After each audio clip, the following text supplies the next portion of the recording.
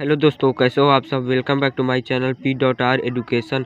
तो जैसे कि हमने इस वीडियो के पहले 2023 का मॉडल पेपर गणित का डाल रहे थे, तो जो उस वीडियो में हमने तीसरे का और खा और गा नंबर घा नंबर तक हमने कंप्लीट कर दिया था। पहले का भी कंप्लीट किया था, दूसरे का भी कंप्लीट किया था, तीसरे का घा नंबर तक कंप्लीट किया था। तो अब इस वीडियो में हम लेके चलते हैं चौथे का नंबर। दोस्तों ये रहा चौथे का नंबर की परिमेय संख्या 129/2 की पावर 3 इंटू 5 की पावर 7 का शांत दशमलव प्रसार ज्ञात कीजिए। तो दोस्तों चलिए करते हैं। ये रहा हल की प्रश्नोत्तर संख्या चौथे का 129/2 की पावर 3 इंटू 5 की पावर 7 बराबर 129 2 की पावर 3 मतलब 8 और 5 की पावर 7 मतलब उसका इन दोनों का अगर मल्टीप्लाई करेंगे तो आएगा 625 इंटू 000। इसका इसमें भाग देंगे तो दोस्तों ये आएगा। अब सवाल में हमसे पूछ क्या रहा है कि शांत दशमलव प्रसार ज्ञात करो। तो शांत दशमलव प्रसार करने के लिए हम यहाँ से काउंटिंग करेंगे 1 2 3 4 5 6 7। तो इसका दोस्तों शांत दशमलव प्रसार 7 होगा। यही दोस्तों इसका आंसर होगा। ये देखिए दोस्तों 2 नंबर के लिए इतना ईजी सवाल आप कर सकते हैं दोस्तों। तो इसका शांत दशमलव प्रसार दोस्तों कितना होगा 7। यही इसका आंसर है दोस्तों। अब आते हैं एक ठोस एक अर्धगोले पर खड़े एक शंकु के आकार का है जिनकी त्रिज्या 3 सेंटीमीटर तथा शंकु की ऊंचाई 4 सेंटीमीटर। इस ठोस का संपूर्ण पृष्ठीय क्षेत्रफल पाई के पदों में ज्ञात करना है। हमको दोस्तों पाई के पदों में ज्ञात करना है। तो ये रहा इसका दोस्तों चित्र। ये रहा कहता है कि एक ठोस एक अर्धगोले पर खड़े शंकु के आकार का है जिसकी त्रिज्या 3 सेंटीमीटर। तो ये देखिए दोस्तों ये रही त्रिज्या। ये भी त्रिज्या जितनी ये होगी उतनी ये होगी। तो ये त्रिज्या 3 सेंटीमीटर तो ये भी 3 होगी। कहते हैं शंकु की ऊंचाई h है तो इसकी तिर्यक ऊंचाई निकालेंगे। तो तिर्यक ऊंचाई का सूत्र होता है तिर्यक ऊंचाई L बराबर √r का स्क्वायर प्लस h का स्क्वायर। तो बराबर √9 + 16 तो √25 5 अर्थात इसकी दोस्तों तिर्यक ऊंचाई आ गई 5। तब ठोस का संपूर्ण पृष्ठीय क्षेत्रफल, इस जो संपूर्ण पृष्ठीय क्षेत्रफल की इस ठोस को बनाने में कितना चादर लगा, टोटल चादर। तो शंकु का वक्र पृष्ठ, इसका दोस्तों वक्र पृष्ठ क्योंकि इसका जो अंदर का वो वृत्त है वो नहीं लेंगे क्योंकि वो अर्धगोले पर चिपका है। तो दोस्तों ये भी लेंगे, इसका ले लेंगे अर्धगोले का वक्र पृष्ठ। तो ये देखो अर्धगोले का वक्र पृष्ठ प्लस शंकु का वक्र पृष्ठ।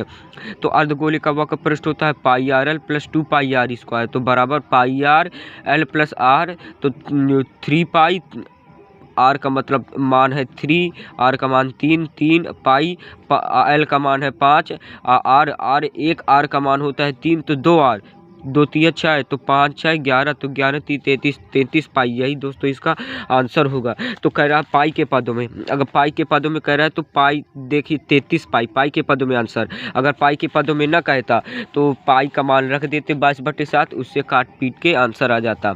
अब आता है उस त्रिभुज का क्षेत्रफल ज्ञात कीजिए जिसके शीर्ष P 0,0 Q 2,0 और R 0,3 है। ये दोस्तों 2 नंबर का है, चौथे का ग नंबर। तो ये रहा प्रश्नोत्तर संख्या चौथे का ग दोस्तों। P का मान 0,0 Q 2,0 तथा R 0,3। त्रिभुज का क्षेत्रफल बराबर 1/2 x1 y2 - y3 + x2 y3 - y1 + x3 y1 - y2। ये दोस्तों त्रिभुज के क्षेत्रफल का सूत्र है जब वो निर्देशांक ज्यामिति में हो। निर्देशांक ज्यामिति के लिए त्रिभुज के क्षेत्रफल का ये है x2 y2। तो दोस्तों आप इसको याद रखिएगा, ये आपके बोर्ड पेपर में इससे संबंधित सवाल 100 में 100% का 2 या 3 नंबर के लिए आएगा दोस्तों। तो क्यों ना हम इसको याद कर लें। तो याद कर लीजिएगा दोस्तों। एक बार और बता दूं 1/2 x1 y2 - y3 + x2 y3 - y1 + x3 y1 - y2।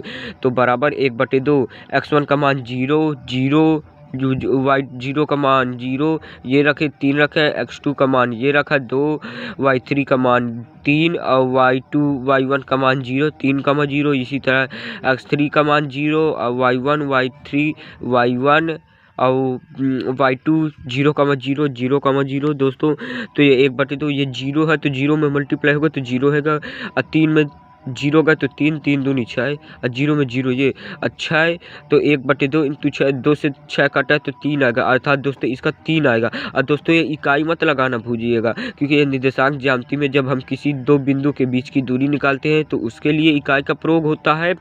और जब त्रिभुज का क्षेत्रफल वो करते तो दोस्तों ये इकाई का प्रयोग होता है। जैसे हम उसमें निकालेंगे तो इसमें मीटर होगा, इसमें इकाई होगा निर्देशांक ज्यामिति में। निर्देशांक ज्यामिति में मीटर वीटर कुछ नहीं होता। अब आते हैं 3 सेंटीमीटर त्रिज्या के एक वृत्त पर 5 सेंटीमीटर त्रिज्या के एक सकेंद्रीय वृत्त के किसी बिंदु से एक स्पर्श रेखा की रचना कीजिए। स्पर्श रेखा की लंबाई माप कर लिखिए। तो चलिए हम चालू करते हैं दोस्तों।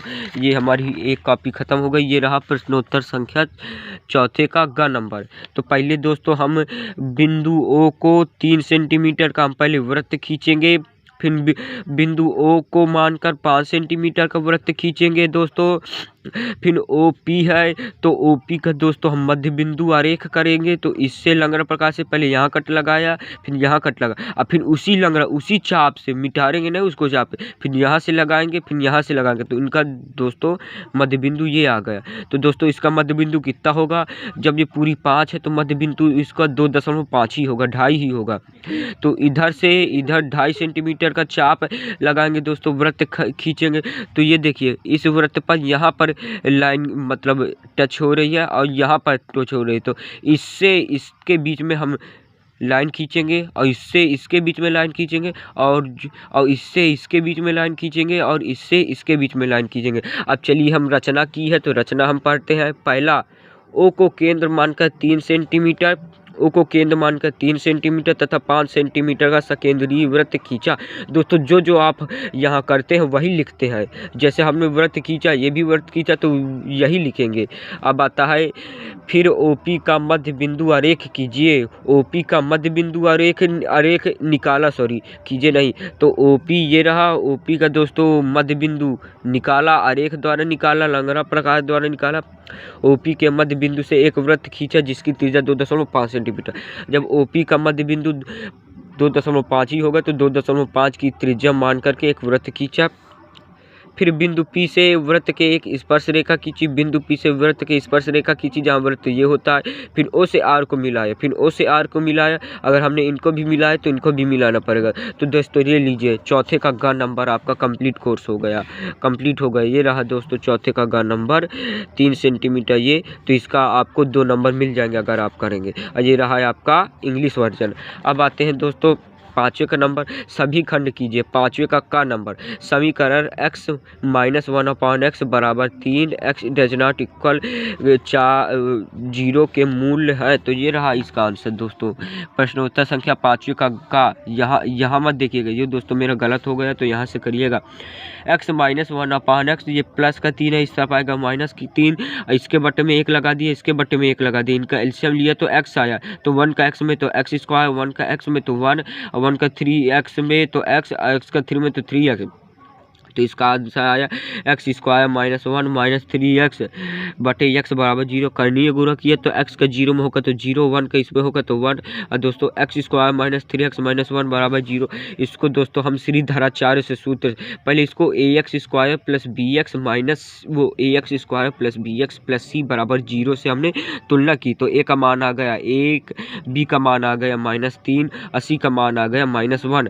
तो अब दोस्तों करते हैं, अब श्रीधराचार्य सूत्र ये रहा, x बराबर -b plus minus √b square -4ac/2a। ये दोस्तों श्रीधराचार्य सूत्र है या द्विघाती समीकरण है, द्विघाती सूत्र है दोस्तों। ये तब प्रयोग होता है जब आप इस तरह के समीकरण को हल करेंगे। अगर आपको हल करना नहीं आता कि इससे इसको मल्टीप्लाई किया फिर जो ऐड में आया उसको नहीं आता तो आप इससे कर सकते हैं द्विघाती समीकरण से। तो चलिए हमें इस तरह नहीं आ रहा था तो हमने द्विघाती समीकरण से किया। तो x बराबर -b और -3, तो माइनस माइनस प्लस, अभी का मान 3 प्लस माइनस √b स्क्वायर, 3 का स्क्वायर 9 और माइनस का स्क्वायर प्लस -4, a का मान 1 और c का मान -1 बटे 2 इंटू a का मान 1। तो 2 x बराबर 3 प्लस माइनस 9 और माइनस का 4 एकम माइनस का 4 माइनस का 1 मल्टीप्लाई होगा तो प्लस का 4/2 ये आया। x बराबर 3 प्लस माइनस 13/2। तो एक बार दोस्तों ये प्लस माइनस है ना, तो एक बार प्लस लेंगे एक बार माइनस लेंगे, तो प्लस लेंगे तो x बराबर 3 प्लस 13/2, एक बार माइनस लेंगे तो x बराबर 3 माइनस 13/2। यही दोस्तों इसके मूल है, यही इसका आंसर है दोस्तों। अगर आप इसको कर देंगे तो ये देखिए आपको दोस्तों ये 4 नंबर देगा। तो चलिए अब आते हैं, एक समकोण त्रिभुज में सिद्ध कीजिए कि कर्ण का वर्ग शेष दो भुजाओं के वर्ग के योग के बराबर होता है। मतलब पाइथागोरस प्रमेय हमें सिद्ध करनी है। ये दोस्तों इसको आप याद रखिएगा क्योंकि ये आपके बोर्ड पेपर में 100% आने वाली है। तो चलिए सिद्ध करना क्या है, कर्ण का स्क्वायर बराबर लंब का स्क्वायर प्लस आधार का स्क्वायर। तो हम एक पाइथागोरस प्रमेय समकोण त्रिभुज बना लेते हैं। ये तो ABC ये आधार ही, ये कर्ण है, ये लंब है। तो हमने दोस्तों अब रचना क्या की, BD AC पर लंब डाला, BD लंब डाला वो भी AC पर। तो चलिए हम लगते हैं त्रिभुज ABC और ABD में। त्रिभुज देखिएगा अब यहाँ से ABC और ABD में पहले इसको लेंगे पूरा, फिर इसको लेंगे, पहले इसको फिर इसको। तो चलिए करते हैं ABC। तो दोस्तों BD जो है AC पर लंब है, तो ये इसलिए इसका सर्वांग होगा। तो ये समरूप होगा। तो ABC समरूप है क्योंकि BD AC पर लंब है। तो जब समरूप है तो चलिए इनका चित्र हम यहाँ बना लेते हैं। तो ABC त्रिभुज ABC, अब ABD तो त्रिभुज समकोण, जो देखिए यहाँ दोस्तों बीच में हमें समकोण ही लेना है ना, तो ये रहा समकोण। तो पहले ADB लेंगे, तो ADB क्योंकि समकोण है, ये भी समकोण है, तो B समकोण नहीं है, ये D समकोण है, तो ADB तो लेते हैं। तो पहले देखिए हम लंब लेंगे, इसका लंब लेंगे तो इसका भी लंब लेंगे। तो AB/AD लंब बटे लंब अर्थात AB/AD, कर्ण बटे कर्ण AC/AB दोनों का कर्णीय गुणा किया। तो AB AC into AD, AB square बराबर AC इंटू AD। इसको दोस्तों पहला समीकरण मान के छोड़ दिया। अब आते हैं, अब कौन सा त्रिभुज लेंगे, अब लेते हैं त्रिभुज ABC और त्रिभुज BDC। ये रहा ABC और त्रिभुज BDC में BD फिर लंब है AC, BD फिर लंब है AC, क्योंकि त्रिभुज ABD में और BDC में एक उभयनिष्ठ रेखा, एक उभयनिष्ठ जो वो है भुजा है वो BD है। तो BD लंब है AC पर, तो अर्थात ये ABC और BDC भी सर्वांग सम होंगे। तो चलिए दोस्तों इनका चित्र बना लेते हैं। तो ABC ये रहा ABC और त्रिभुज BDC ये रहा त्रिभुज BDC, क्योंकि बीच में समकोण ही लेना था तो इसमें D ही समकोण है, तो D ही बीच में आएगा। तो चलिए दोस्तों अब हम करते हैं, अब दोस्तों इसकी लंब लेंगे। तो ये BC अरे DC, ये BC/DC CD और इंटू AC और BC AC/BC। इस पहले ये भुजा तो इसकी ये भुजा, फिर इसकी ये भुजा तो इसकी ये भुजा, ये लेंगे। तो BC तो BC इंटू BC, फिर AC इंटू CD तो AC इंटू C। तो BC स्क्वायर बराबर AC इंटू CD बराबर सेकेंड समीकरण। अब पहले और दूसरे समीकरण को हम जोड़ देंगे क्योंकि AB का स्क्वायर प्लस BC का स्क्वायर हमें लाना है। तो इसको जोड़ देंगे तो समीकरण 1 व 2 को जोड़ने पर तो AB का स्क्वायर प्लस BC का स्क्वायर बराबर AC into AD plus AC into CD। AC common ले लिया तो दोस्तों AD प्लस CD बचा। अब दोस्तों आया AB का स्क्वायर प्लस BC का स्क्वायर बराबर AC का स्क्वायर, क्योंकि AD प्लस CD बराबर AC। ये देखिए हम, ये रहा AD प्लस DC, ये रहा C दोस्तों C। AD प्लस DC बराबर AC हम लिख सकते हैं ना, तो ये रहा AD प्लस CD बराबर AC, AD प्लस CD बराबर AC। तो AC और AC इंटू AC स्क्वायर। तो दोस्तों अब यही तो हमें प्रूव करना था। ये देखिए कर्ण का स्क्वायर बराबर लंब का स्क्वायर प्लस आधार का स्क्वायर। कर्ण क्या AC का स्क्वायर बराबर AB लंब है का स्क्वायर प्लस BC आधार है BC का स्क्वायर। तो दोस्तों ये पाइथागोरस प्रमेय है जिससे आपके इसी मॉडल पेपर के कई सवाल हल हुए हैं तो दोस्तों ये आपके बोर्ड पेपर में आएगी, 100 में 100% की सिद्ध करने के लिए आएगी। तो दोस्तों आप इसे याद कर लीजिएगा, इसलिए ये बोर्ड पेपर में इम्पोर्टेंट है, इसलिए मैंने इसको एक एक अक्षर बताया है दोस्तों। अगर आपको पसंद ना अगर आपको समझ में ना आई हो तो प्लीज़ मेरे कमेंट बॉक्स में कमेंट कर दीजिएगा, तो मैं इसको अलग से वीडियो डाल दूँगा और आप समझ लीजिएगा। तो आपके बोर्ड पेपर में दोस्तों ये भी 4 नंबर देगा, ये देखिए 4 नंबर देगा। तो आपको ना समझ में आई हो तो मैं आपको वीडियो डाल सकता हूँ, तो आप कमेंट कर में भेज दीजिएगा कि मुझे नहीं समझ में आया, तो मैं वीडियो डाल दूँगा। तो अगर आप मेरे चैनल में नए हैं तो प्लीज़ मेरे चैनल को सब्सक्राइब कीजिए दोस्तों। निम्नलिखित बारंबारता सारणी का माध्य ज्ञात कीजिए। चलिए हम करते हैं 5वें का ग नंबर। वर्ग अंतराल दिए हैं 500 से 520, 520 से 540, 540 से 560। ये तो वर्ग अंतराल 12, 14, 8, 16, 10। तो ये रही दोस्तों, ये रहा प्रश्नोत्तर संख्या 5वें का गा। वर्ग अंतराल ये दिए है, बारंबारता ये दिए, हमें क्या निकालना है, माध्य निकालना है। तो माध्य निकालने के लिए हमें पहले x की ज़रूरत होगी। तो हम x का सूत्र क्या जानते हैं, x बराबर x1 प्लस x2 बटे 2। तो ये x1 है, ये x2 है, ये दोस्तों जो पहले लिखा होगा x1 है, ये x2 है। तो x1 प्लस x2 500 अब प्लस 520 बराबर बटे 2 510। इस तरह इन दोनों का योग बटे 2 तो 530। इस तरह इनका 550, फिर 570, फिर 590। अब इनको आते हैं तो दोस्तों हम x बार, हम माध्य का सूत्र क्या जानते हैं, x बार बराबर सिग्मा एफ एक्स बटे सिग्मा एफ आई एफ। तो एफ सिग्मा एफ है तो 12 14 प्लस 8 प्लस 6 प्लस 10 बराबर होता है 50 दोस्तों।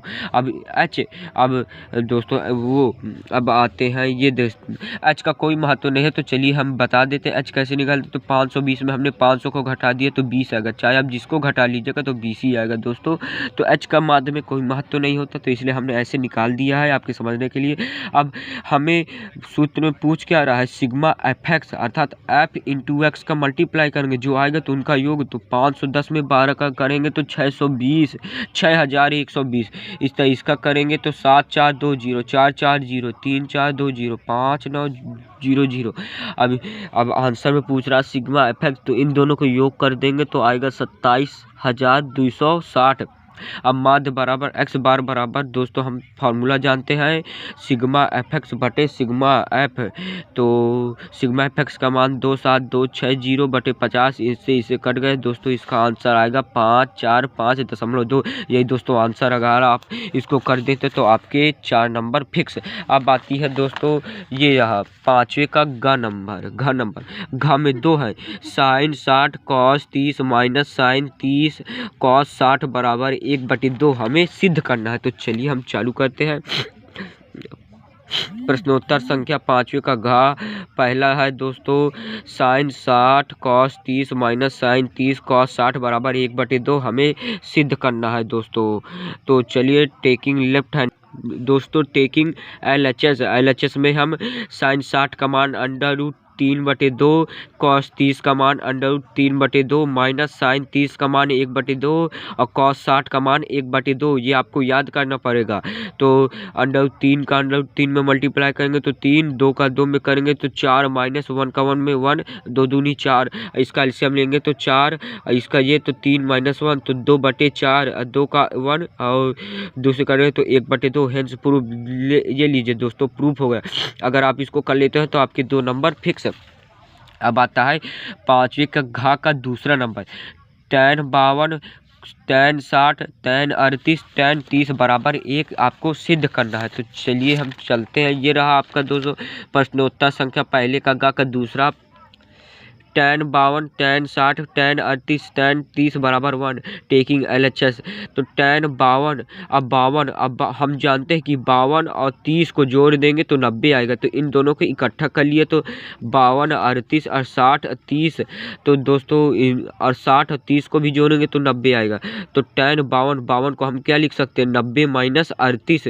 तो tan 90 minus theta cot theta same इसी तरह। tan 60 को हम 90 माइनस 30 और tan 90 minus theta cot theta अब tan थीटा को हम क्या लिख सकते हैं 1/cot थीटा को तो 1/tan थीटा, इसी तरह cot थीटा को तो 1/tan थीटा और tan 38 से tan 38 कट गया, इससे ये कट गए तो दोस्तों इसका मान क्या आया 1 आया। आप दोस्तों tan 38 को भी बदल सकते हैं। tan 38 को आप लिखेंगे 90 - 52 और tan 90 - 52 बराबर cot 52 और cot 52 को 1/tan 52, 1/tan 52 से 1 ये tan 52 कट जाएगा दोस्त। इसी तरह ये भी करेंगे दोस्तों tan 30 और tan 30 को हम लिखेंगे 90 - 60 और tan 90 - 60 को cot 60 और cot 60 को 1/tan 60 और tan 60 से 1/tan 60 से ये कट जाएगा तो दोस्तों 1 आएगा। तो अगर आप इसको करेंगे तो 2 नंबर ये और 2 नंबर पीछे के तो दोस्तों आपको टोटल पूरे 4 नंबर मिल जाएंगे। तो आप इसको याद रखिएगा क्योंकि ये 4 नंबर के हैं दोस्तों। अब आते हैं दोस्तों, ये रहा ये दोस्तों आपको इंग्लिश वर्जन है तो आप इसको भी कर सकते हैं इंग्लिश वर्जन। अब आते हैं दोस्तों निम्नलिखित बंटन का माध्यिका ज्ञात कीजिए। वर्ग अंतराल 15 से 20, 20 से 25, 25 से 30, 30 से 35 और 35 से 40, 40 से 45, 45 से 50 और वर्ग अंतराल बारंबारता है 14, 56, 60, 86, 74, 62, 48। तो चलिए हम माध्यिका निकालते हैं। तो प्रश्नोत्तर संख्या छठवें का में है वर्ग अंतराल बारंबारता। तो पहले वर्ग अंतराल लिखते हैं 15 से 20, 20 से 25, 25 से 30, 30 से 35, 35 से 40, 40 से 45, 45 से 50। अब दोस्तों इसमें हम पहले CF निकालेंगे। F तो दिए हैं, हम पहले CF निकालेंगे। तो CF निकालने के लिए हमें क्या करना पड़ता है, तो पहले जो F का मान है वो पहले हम लिखेंगे, फिर 14 में 56 जोड़ेंगे तो 70 और 70 में 60 जोड़ेंगे तो 130, 130 और 130 में पहले आप अभी ना समझ में आया तो देखिए 14 है तो पहले 14 हम लिख देंगे, ये इसको रखिएगा। पहले 14 है तो 14 हम लिख देंगे और 14 में 56 जोड़ेंगे तो कितना आएगा 70, 70 में 60 जोड़ेंगे, इतने पर चलते हैं दोस्तों क्रॉस। 70 में 60 जोड़ेंगे तो 130, 130 में 86 जोड़ेंगे तो 216, 216 में 74 जोड़ेंगे तो 290, 290 में 62 जोड़ेंगे तो 352, अब 352 में 48 जोड़ेंगे तो 400। तो ये दोस्तों 400 बराबर n है आया। हमें n/2 हम माध्यिका का सूत्र क्या जानते हैं, m बराबर l plus n/2 minus f upon f into h। तो ये रहा दोस्तों, तो n/2 तो 400 में आधा करेंगे बटे 2 का तो आएगा 200। तो अब बताइए 200 इस CF में देखेंगे 200 कहाँ है, तो ये वाला तो दोस्तों 130 तक है, ये 216 तक, अर्थात मतलब 216 में ही 200 ऐड होगा, 200 अंदर होगा, 200 घुसा होगा क्योंकि 130 ये तो 130 तक है, 130 से नीचे नहीं है, ना तो 131 है, ना तो 135 है, ना तो 140 है, ये 216 है। तो 216 के ऊपर भी है दोस्तों, 210 भी हो सकता है, 215 भी हो सकता है, 200 भी हो सकता है। तो आप इसको अंडरलाइन कर लीजिएगा। अभी ना समझ में आया तो देखिए ये 200 है, तो 200 तो 130 में हो नहीं सकता, नहीं हो सकता, तो 216 में ही होगा। तो आप 216 का अंडरलाइन कर लीजिएगा। तो ये नहीं करेंगे कि 290 में, उससे ऊपर भी है ना 216, उसके नज़दीकी वैल्यू तो 216 है, तो 216 और जिसमें आप करेंगे तो दोस्तों उसको आप अंडरलाइन कर लेंगे। जो आपने अंडरलाइन किया तो उसके जस्ट ऊपर की वैल्यू CF में वो आपकी होगी CF। जैसे हमने 216 की ऐड किया तो 216 के ऊपर है 130, तो यही आपकी CF है। अब जो अंडरलाइन किया उसमें आपका F ही होगा, और जो उसमें अंडरलाइन किया उससे सबसे किनारे वाली वैल्यू ये 30 है, ये आपकी L बराबर होगी 30। आपकी H हाईएस्ट, H आपकी क्या है दोस्तों 20 में आप 15 घटाएंगे तो 5 ही आएगा। तो आप चाहे जिसमें घटा लीजिए, 25 में 20 घटाएंगे तो 5 ही आएगा। तो इसी तरह आप सभी जगह 5 ही आएगा। तो चलिए हम सूत्र में लिखते हैं। तो n बराबर l का मान है 30, 30 प्लस n/2 का मान है 200, 200 माइनस CF का मान है 130 बटे f का मान है 86 इंटू h का मान है 5 हमने निकाला घटा के। तो ये आया, तो 30 प्लस है ये आया 350 बटे 86। तो इसमें इसको भाग दिया तो 4.069 किया तो 34.07। यही दोस्तों आंसर है, क्योंकि 6 को हम 7 लिख सकते हैं। तो यही आंसर है दोस्तों। अगर आप इसको कर सकते हैं तो आपके दोस्तों 4 नंबर वो, अगर आप इसको करेंगे तो दोस्तों आपके 4 नंबर फिक्स है दोस्तों। अब आती है छठवें का ग नंबर। 10 मीटर ऊंचे भवन के शिखर से एक केबल टावर के शिखर का उन्नयन कोण 60 है। उसके पाद का अनुमान कोण 45 है। टावर की ऊंचाई ज्ञात कीजिए। √3 बराबर 1.73 का प्रयोग कीजिए। तो चलिए दोस्तों, ये रहा उसका डायग्राम। कहता है कि 10 मीटर ऊंचे भवन से, तो ये रहा 10 मीटर ऊंचे केबल टावर, तो धरती से ही होगा ना, तो इसके बीच का उन्नयन कोण 60 है, तो ये 60 निकल लिया। ये अंडरलाइन कहते हैं इसके अवनमन कोण, इसके अंदर का अवनमन कोण 45 है। तो दोस्तों अगर ये कह रहा है ये दोस्तों 45 अंश है, अगर ये 45 अंश होगा तो ये भी तो 45 अंश होगा, क्योंकि ये एकांतर कोण है, तो 45 कोण। तो अब इनको दोस्तों करते क्या है, तो हमने इसको मान लिया, माना ए बी के बीच की दूरी x है। अब सवाल में कह क्या रहा, टावर की ऊंचाई ज्ञात करना, इसकी ऊंचाई ज्ञात करना। तो ये तो दोस्तों आपको 10 है ही, क्योंकि ये भवन इससे ये है तो ये 10 होगी ही, क्योंकि भवन की ऊंचाई 10 है तो ये भी तो 10 होगी। और ये मान लीजिए हमने x है, तो पूरी टावर की ऊंचाई होगी x + 10। तो चलिए हम करते हैं। तो ए बी सी में त्रिभुज ए बी सी में tan थीटा बराबर लंब बटे आधार, tan का ही प्रयोग करेंगे क्योंकि tan में ही होता है। तो tan थीटा का मान 45 बटे लंब का मान 10, आधार हमें निकालना है, तो आधार को मान लिया हमने x। tan 45 का मान 1 है, तो ये रहा दोस्तों tan 45 का मान 1 है। तो 1 बटे 10 बटे x के इधर, तो x बराबर 10, अर्थात दोस्तों x का मान 10 आया। अब x का मान 10। त्रिभुज ECD में tan 60 बराबर लंब बटे आधार, लंब क्या है h, आधार क्या है 10 अभी तो निकाला। जो दोस्तों ये होगी वो तो यही होगी ना, तो 10 बराबर है। तो tan 60 बराबर h बटे 10, tan 60 का मान √3, इसका करणीय गुणा किया तो h बराबर 10 √3। यहाँ हमारी गलत हो गए, तो हमने यहाँ लिख दिया दोस्तों। टावर की कुल ऊंचाई है, ये देखिए टावर की कुल ऊंचाई कितनी है, ये h + 10, क्योंकि इसको भी तो लेंगे भूमि से, तो टावर की कुल ऊंचाई होगी h + 10। तो h का मान 10 बटा √3 + 10 इनसे कॉमन लिया तो ये आएगा √3 + 1। √3 का मान हमें सवाल में दे रखा है, ये रहा 1.73। तो 1.73 + 1, इसका जोड़ करेंगे ये तो 207.3 मीटर आंसर। ये पूरे शिखर की ऊंचाई ये इतनी है दोस्तों, इसकी ये आई आंसर, ये है 2.3 मीटर आंसर, यही दोस्तों आंसर है। अब आते हैं दोस्तों, निम्न समीकरण के युग्म को वज्र गुणनखंड विधि से हल कीजिए। 2x + y = 5, 3x + 2y = 5।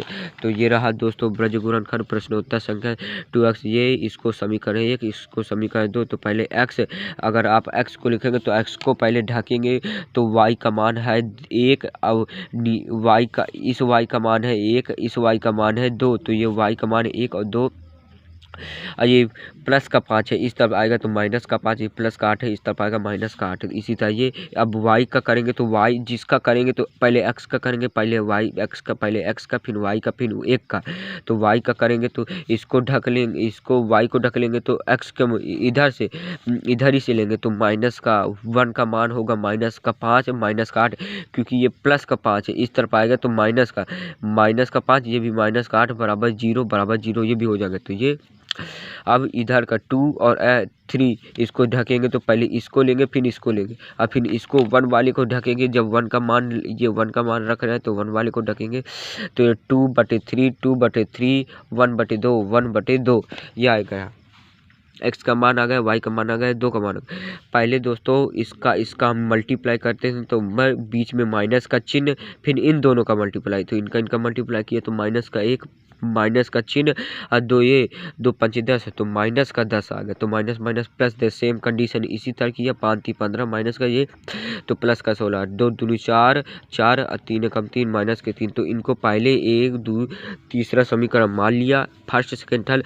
तो पहले हम दोस्तों ये ध्यान रखिएगा, इसको लेते हैं फिर इसको लेते हैं, तो x और 1 को लेने पर समीकरण 1 व थर्ड को लेने पर तो x बटे 2 कहाँ से आ गए, 10 में 8 कहेंगे तो 2 ही आएगा। अब प्लस का बड़ा है 10 तो प्लस का आएगा।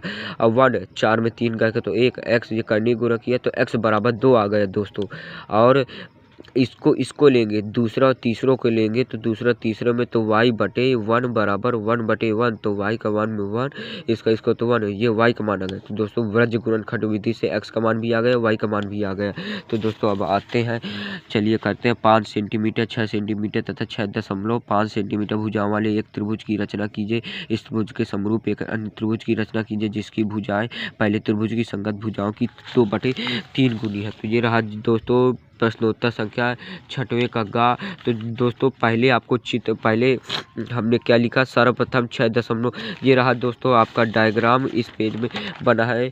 तो मेरे जगह ये रहा दोस्तों, पहले सर्वप्रथम हम 6.5 का त्रिभुज बनाते हैं और त्रिभुज से हमने न्यून कोण बनाती हुई एक रेखा खींचनी है, फिर उसके 3 बराबर खंड बांटने हैं। तो फिर 2/3 गुनी है ना दोस्तों, 2/3 गुनी, तो 3 से इसको मिला देंगे, किसको दोस्तों, तो ये देखिए 3 से A3 से B को मिला देंगे और दोस्तों इसी के पैरेलल इसको खींचेंगे आरेख द्वारा। तो इसको किया, फिर इसको किया और जो यहाँ से आया तो उसी को यहाँ से किया, तो इसके दोस्तों ये पैरेलल हो गई।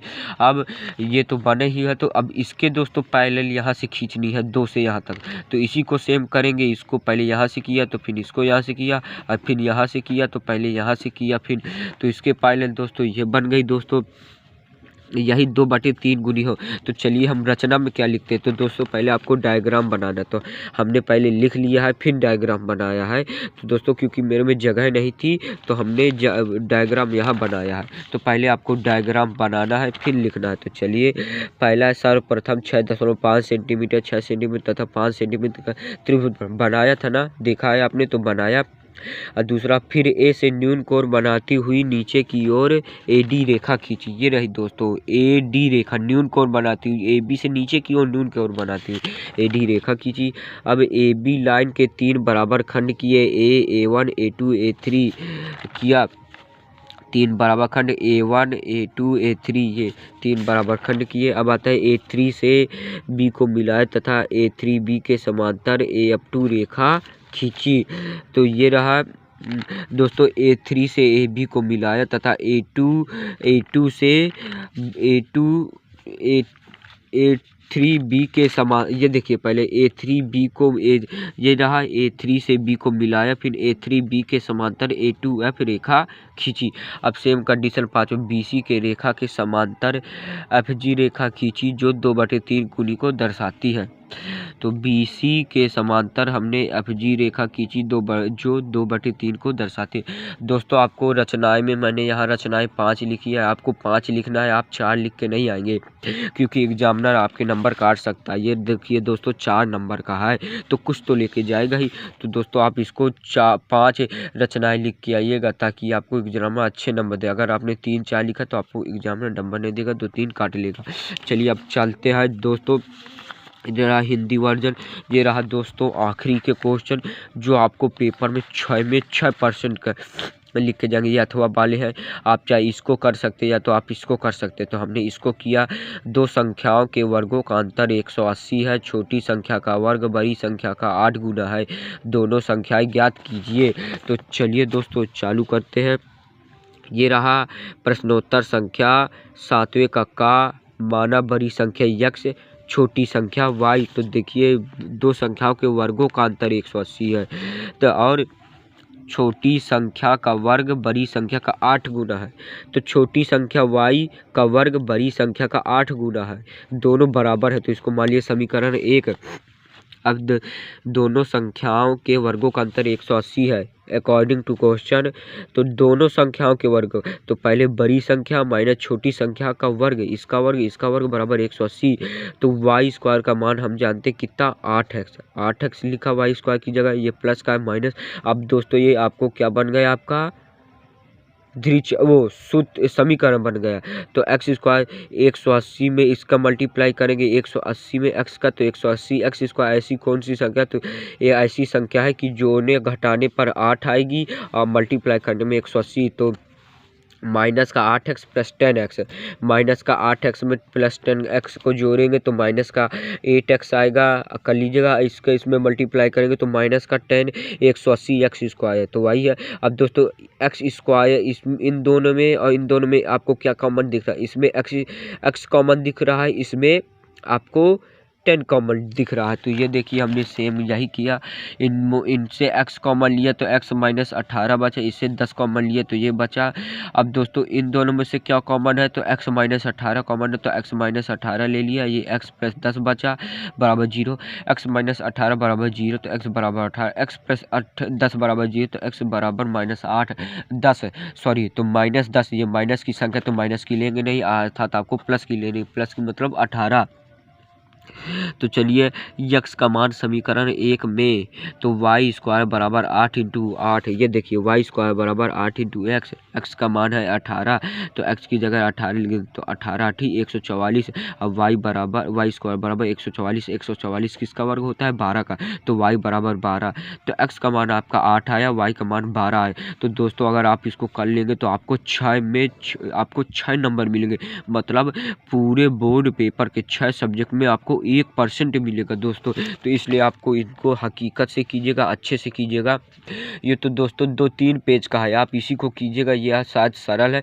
तो दोस्तों ये आपके बोर्ड पेपर में 100 में 100% का आने वाला 6 नंबर का। तो दोस्तों ये 6 नंबर आपको 1% देके जाते, तो इनमें ज़्यादा ध्यान रखिएगा। अब आता है छठवें का 7वें का एक ठोस एक शंकु के आकार का है जो एक समान आधार के अर्धगोले पर आरोपित है। यदि अर्धगोले का वक्रफल शंकु का वक्रफल समान हो तो शंकु की त्रिज्या और ऊंचाई का अनुपात ज्ञात कीजिए। अब अथवा में है 12 सेंटीमीटर, 16 सेंटीमीटर और 20 सेंटीमीटर व्यास वाले धातु के 3 ठोस के गोलों को पिघला कर एक ठोस गोला बनाया जाता है, उस ठोस गोले का व्यास ज्ञात करना। तो ये देखिए प्रश्नोत्तर संख्या 7वें का ये 12 सेंटीमीटर वाला व्यास है, ये 16 सेंटीमीटर व्यास है, ये 20 सेंटीमीटर व्यास वाले को पिघला कर एक बड़ा गोला बनाया जाता है जिसका व्यास ज्ञात करना है। तो दोस्तों इनका व्यास 12 है तो इसका 6 होगी त्रिज्या, इसका 16 है तो 8, इसका 20 है तो 10, क्योंकि व्यास का आधी होती है त्रिज्या। तो दोस्तों इन दोनों का जो इसका आयतन प्लस इसका आयतन प्लस इसका आयतन इनका आयतन बराबर इसके आयतन के होगा। तो दोस्तों 4/3 पाई r1 क्यूब प्लस 4/3 पाई r2 क्यूब प्लस 4/3 पाई r3 क्यूब बराबर 4/3 पाई r क्यूब, इसका आंसर। तो दोस्तों इनमें क्या कॉमन है, 4/3 पाई कॉमन, इसमें भी 4/3 पाई कॉमन है। तो दोस्तों 4/3 और पाई और 4/3 पाई से कट गए तो r1 क्यूब, r1 का मान क्या है 6 का क्यूब, r2 का मान है 8 का क्यूब, r3 का मान है 10 का क्यूब बराबर r3 इन दोनों का वर्ग किया तो 6 का वर्ग नहीं क्यूब, तो 6 का क्यूब 216, 8 का क्यूब 512, 10 का क्यूब 1000 बराबर r क्यूब। इन दोनों को ऐड किया तो दोस्तों ये आया 1728 बराबर r क्यूब। तो दोस्तों अब इसको 12 का क्यूब करते हैं बराबर r क्यूब, तो r बराबर आपका क्या आएगा दोस्तों, r बराबर 12। वी नो डैट कि d बराबर, अभी सवाल में हमसे पूछ क्या रहा है दोस्तों, सवाल में इस ठोस गोले का व्यास ज्ञात करना।